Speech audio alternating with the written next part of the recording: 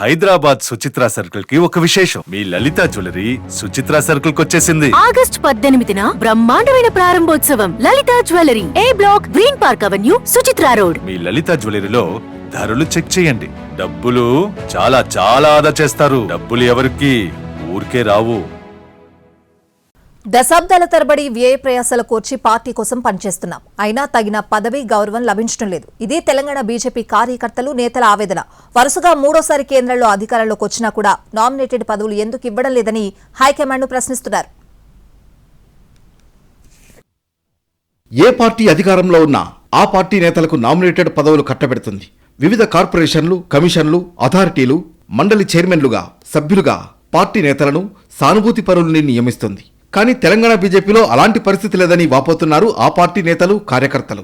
Nominated పదవులు ఇవ్వాలని అడుగుతున్నారు.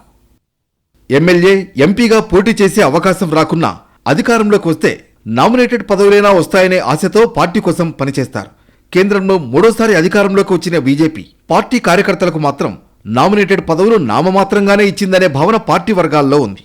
ప్రతిసారి పేర్లు పంపించడం తప్ప అక్కడి నుంచి పదవులు వచ్చింది మాత్రం లేదని ఆవేదన వ్యక్తం చేస్తున్నారు. కనీసం ఈసారి అయినా కార్యకర్తల గురించి పట్టించుకోవాలని కోరుతున్నారు బీజేపీ నేతలు.